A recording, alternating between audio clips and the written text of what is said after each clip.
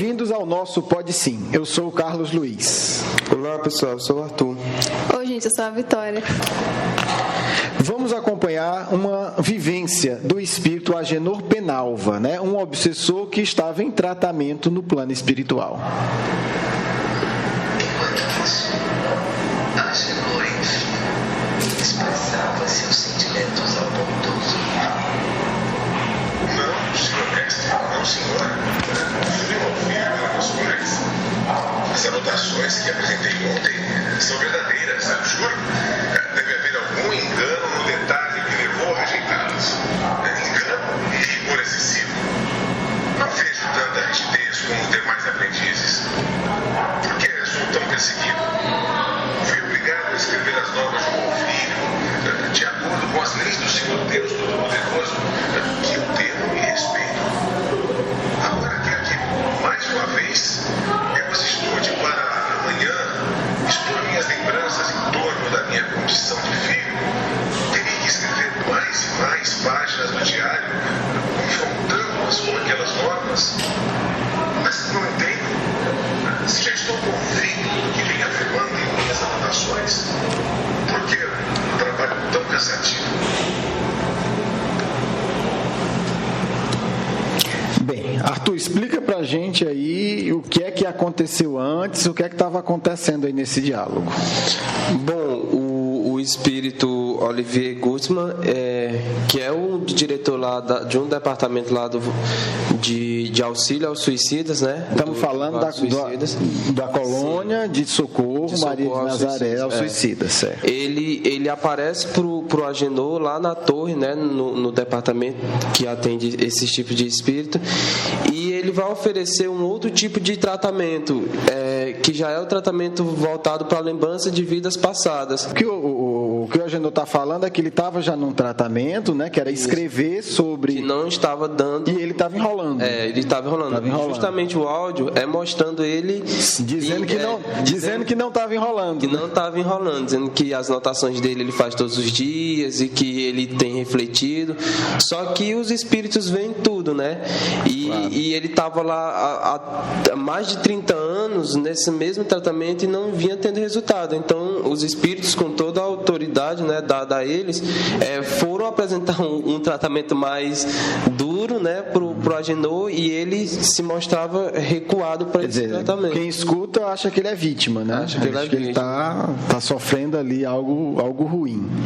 Então, esse é o início, e aí ele vai fazer um tratamento de regressão de memória no plano espiritual. O detalhe é o seguinte, né? O Agenor foi assassino, né? Foi suicida, foi um sedutor e depois que desencarna é um obsessor e chefe de uma falange que induzia as pessoas ao suicídio. Como o espírito fica viciado em se iludir. Em fugir também. Em fugir, né? Técnicas de fuga. E aí a regressão em si vai fazer ele regredir, né? Ele vai descrever a sala. Esse capítulo é bem interessante. Se você não leu o livro, pode ler esse capítulo, vale a pena, né? Escutando o Pode Sim, você vai conseguir entender. E aí o Camilo Castelo Branco vai descrever a sala, o ambiente que ele está. Eu vou fazer um resumo rápido. Ele é levado para uma sala, senta numa cadeira e é colocado uma espécie de uma fita, né, na cabeça dele, uma fita magnética, e essa fita ela vai projetar numa tela as lembranças da última existência dele.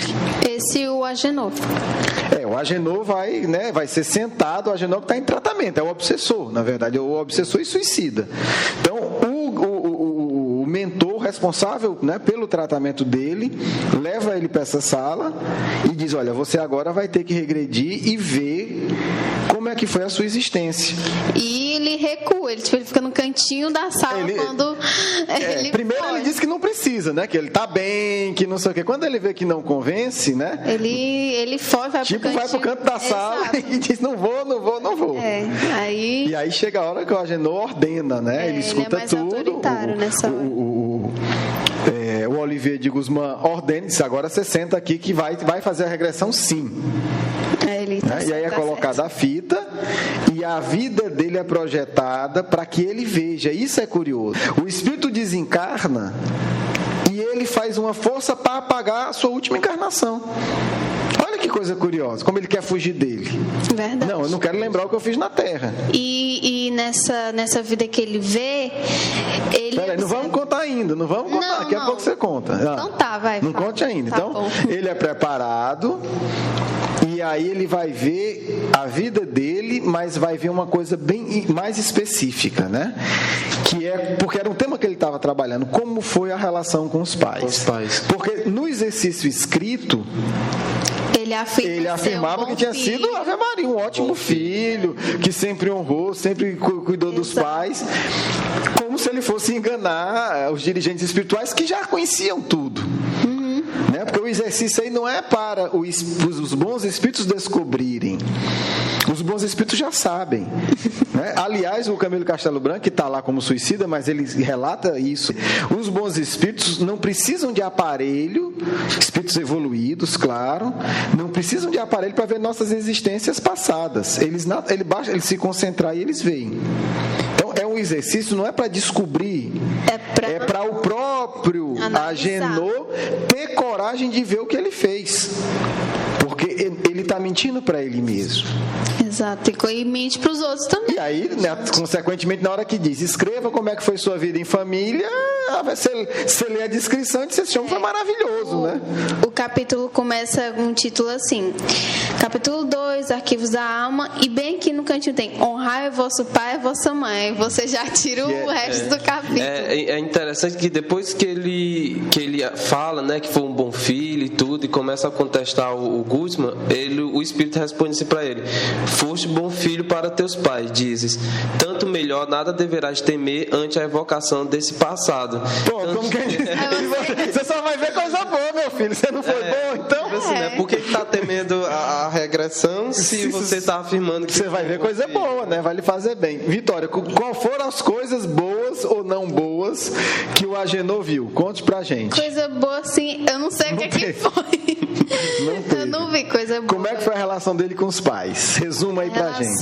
Bom, ele de pequeno, ele vivia numa fazendinha simples com os pais dele trabalhavam no campo, e ele começou a trabalhar no campo também, mas os pais deles viram que essa não era a vida que ele gostava, né, que ele queria, e ele se sentia envergonha da situação dele. Muitas vezes ele foi cruel como criança em relação aos pais, como filho em relação aos pais. Isso tem escrito que ele, mesmo criança, ainda criança, com 5 anos, né? Porque ele começa a ver com 5 anos. Exato, pelo relato. É cruel. Ele já... Exato. E os pais dele fizeram todo o sacrifício para colocar ele num sacerdócio. Ele foi e tal, e acabou que ele saiu disso e foi ser militar. Continuou no mesmo país que ele estava, na Espanha. E foi seguir a carreira militar e melhorou de vida, né? Bastante. E eu sei que ele acaba, digamos assim, deportando a mãe dele para Portugal. Primeiro o pai dele morre. O pai dele fala, ele não vai ver o pai dele. Ele não dá atenção. A mãe dele fica muito, muito mal mesmo, manda cárcere. Pobre, abandonada. Exato. E ele começa a ter vergonha da família, né? Exato. Começa não, continua, né? E aí agora que a mãe precisa, ele é solicitado, porque antes ele esquecia, mas o pai dele estava cuidando, né? Exato. E a mãe dele fica pobre e já está idosa, não ia continuar num trabalho no campo, que é um trabalho bem pesado. E ele acaba fazendo a mãe dele para Portugal, porque ele não queria nem encontrar com ela, nem que os outros soubessem que a origem dele era mais humilde. Mas ainda nisso ele foi cruel, né? Porque ele sequer se preocupa em colocar ela numa situação minimamente confortável em Portugal. Porque lá ela fica solta, né? Na rua. Não, ele despacha ela para lá para ir atrás de um parente, simplesmente ela não encontra o parente e fica na rua. E vira mendiga. E ela manda cartas para ele, o pessoal que acolhe... O pessoal acolhe e manda uma carta para ele avisando e ele não responde absolutamente nenhuma dessas cartas. Nenhuma. Pronto, então essa é a situação espiritual do Agenor Penalva, né? E isso é interessante, porque isso ele não apenas vê na tela, mas ele começa a sentir o remorso. Começa a sentir tudo de novo. E é interessante que que o Camilo, que também está ali, né, ainda em recuperação, não entende bem a postura dos espíritos superiores, mas ele relata, quer dizer, os espíritos superiores permitem que ele sinta a angústia e o remorso. Porque você nota que o Camilo queria era, no fundo, vamos lá socorrer, né? Ele está chorando, não. Ele começa de um modo e termina de outro pensamento, que ele tá tão bem e tal. Aí quando começa essa parte, ele, vixe Maria. E ele quer que os espíritos, né? Tipo, o desejo dele é que faça parar para ele não sofrer. Quando os espíritos superiores dizem não, ele precisa ver isso. Vamos ver o que é que o livro dos espíritos diz sobre isso, né? Tem várias questões que tocam nesse assunto, mas eu separei aqui uma bem específica, que chama conhecimento de si mesmo. É a 919 e a 919A. A pergunta é a seguinte: qual o meio mais eficaz para se melhorar nessa vida, Kardec está falando da vida encarnada, e resistir ao arrastamento do mal? Resposta: um sábio da antiguidade já vos disse, conhece-te a ti mesmo. Sócrates, né, no caso? Exato, ele está se referindo a Sócrates, mas é interessante entender que essa frase não é de Sócrates. Sócrates divulgou. Essa frase, ela está no oráculo de Delfos, que era um oráculo, né, super respeitado, que Sócrates ia lá, inclusive, se orientar com os espíritos mais evoluídos ainda que ele, e lá no portal do oráculo tinha essa frase. E aí ele entende isso.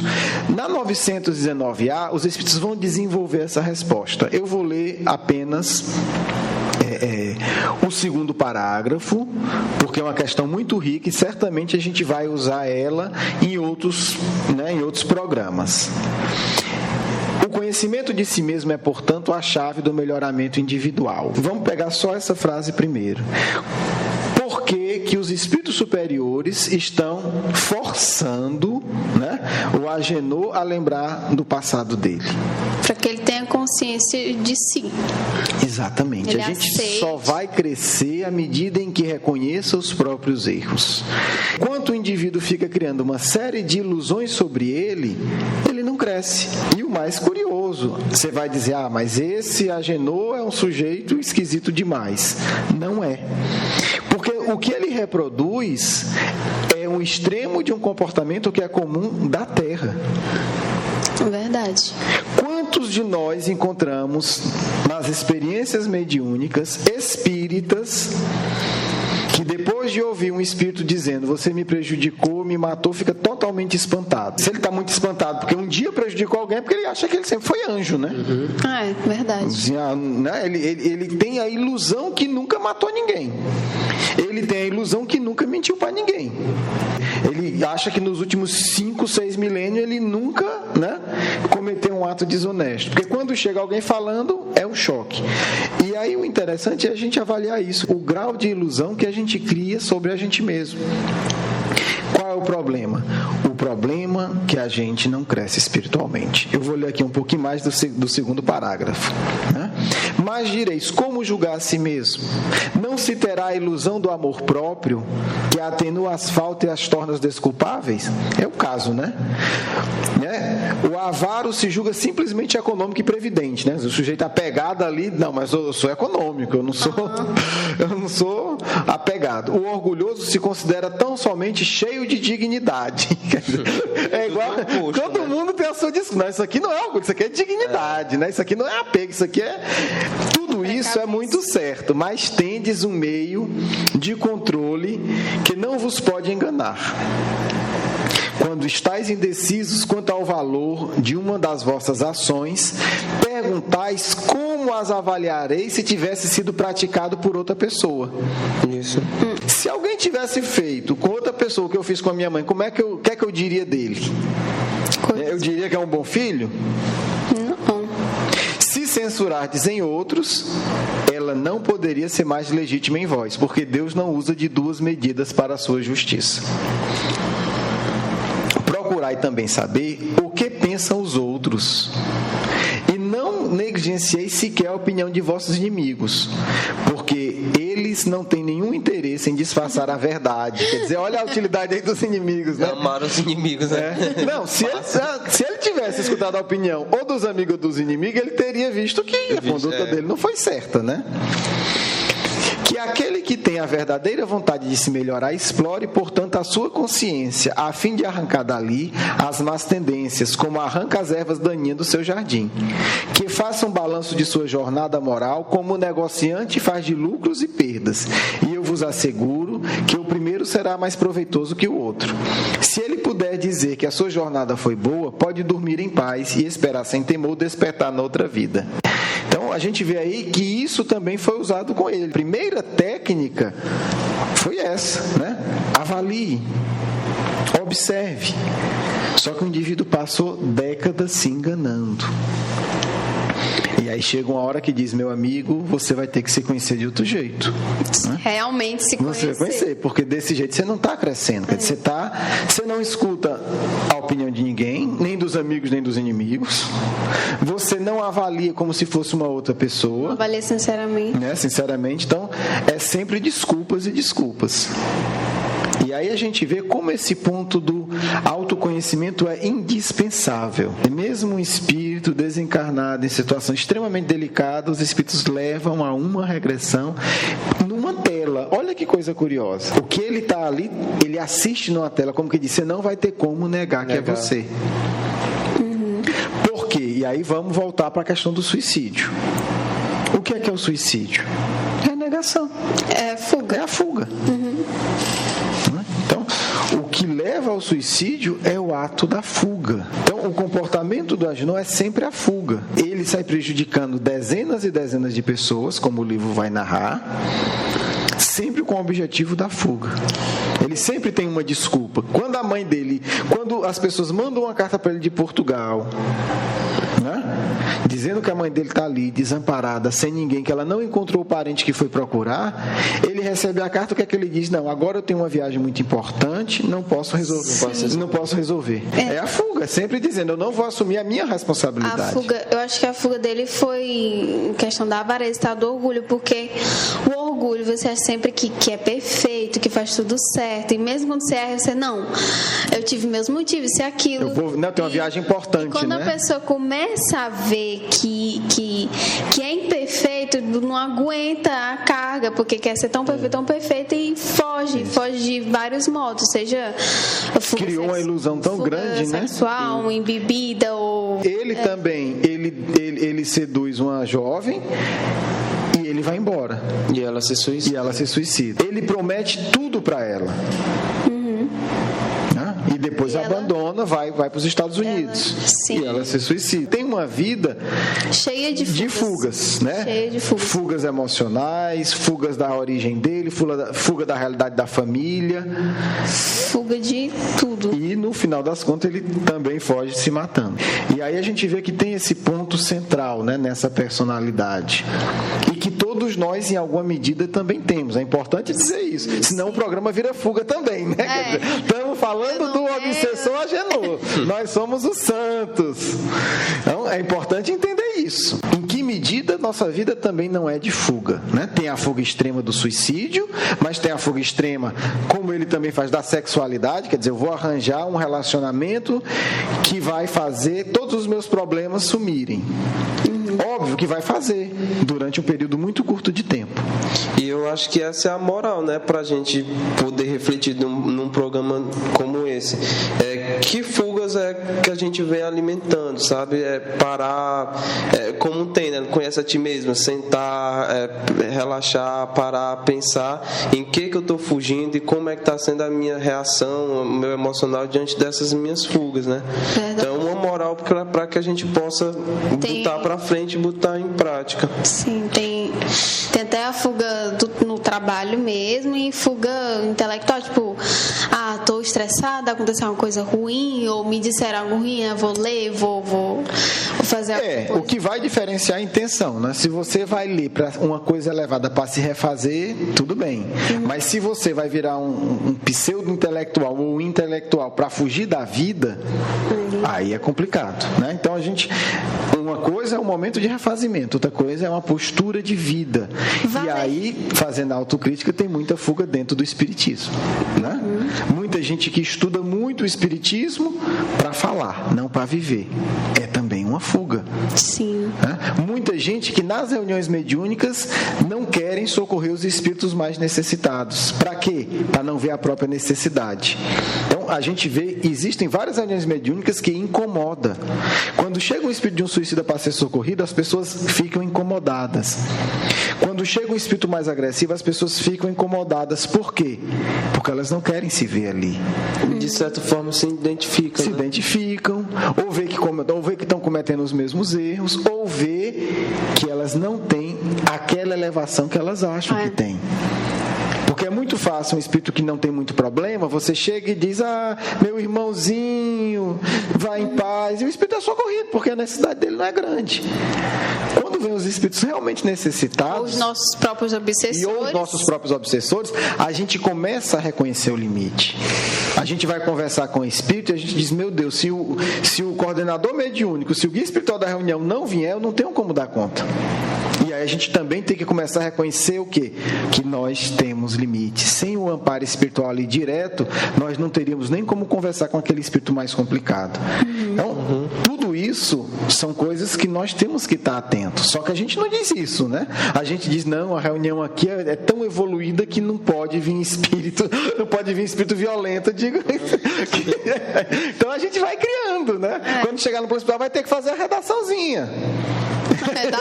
A redação é igual a do Agenor. E se não fizer, vai regredir igual o seu Agenor para ver que estava mentindo. Então é interessante essa lição, porque o Agenor, ele é um caso mais extremo, mas não é diferente da nossa realidade. Né? E muitas vezes a mediunidade ela serve para isso.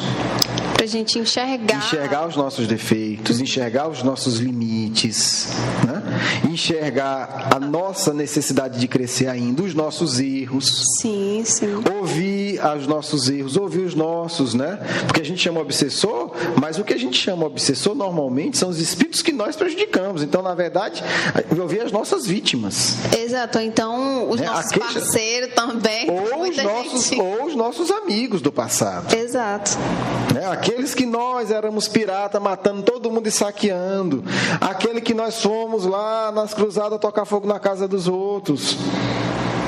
Então, muitas vezes a mediunidade é bloqueada porque as pessoas têm medo. Não querem lidar com as suas feridas porque vivem na ilusão. Não, eu sempre fui iluminado. Ela não diz isso, mas pensa. Por que a gente sabe isso? Porque quando vê uma realidade dessa, a pessoa desmonta. Então, é um alerta, né, para mim e para todos nós. E acaba tentando se recuperar com coisa que nunca vai preencher a pessoa. Exatamente. Bem, pessoal, essa foi a nossa reflexão, aí pegando o caso do Agenor Penalva, né? Vamos agora nos preparar para a nossa segunda etapa, a mensagem dos amigos espirituais. Vamos fazer uma prece, ler um trecho do Evangelho e dar o espaço, né, para as reflexões da nossa equipe também, né, a parte desencarnada que coordena o trabalho. Mestre Jesus, que Tu possa nos amparar nesse momento de comunicação com os Espíritos, que possamos entender e compreender a Vossa mensagem e os Vossos ensinamentos. Nos ampara hoje e sempre com Tua paz e o Teu amor. Que assim seja. Assim seja. Amar ao próximo como a si mesmo, o maior mandamento. Os fariseus, tendo sabido que ele tinha feito calar a boca aos saduceus, reuniram-se, e um deles, que era doutor da lei, veio lhe fazer esta pergunta para o tentar: Mestre, qual é o maior mandamento da lei? Jesus lhe respondeu: Amareis o Senhor vosso Deus de todo o vosso coração, de toda a vossa alma e de todo o vosso espírito. É o maior e o primeiro mandamento. E eis o segundo, que é semelhante àquele: Amareis vosso próximo como a vós mesmos. Toda a lei e os profetas estão contidos nestes dois mandamentos. Caros e queridos amigos e irmãos, que a paz do Cristo possa nos conduzir nesse instante às reflexões elevadas que nos indicam o caminho da verdadeira salvação. A busca da paz necessariamente nos leva ao autoconhecimento, e o autoconhecimento é o desafio indispensável para o crescimento espiritual. Não espereis, meus irmãos, chegar em situações tão extremas como a hoje aqui narrada, para olhar para dentro de si mesmo. Não. Porque aquele que se desconhece constantemente agride a si mesmo, a sociedade em que vive, e maltrata os corações que amam.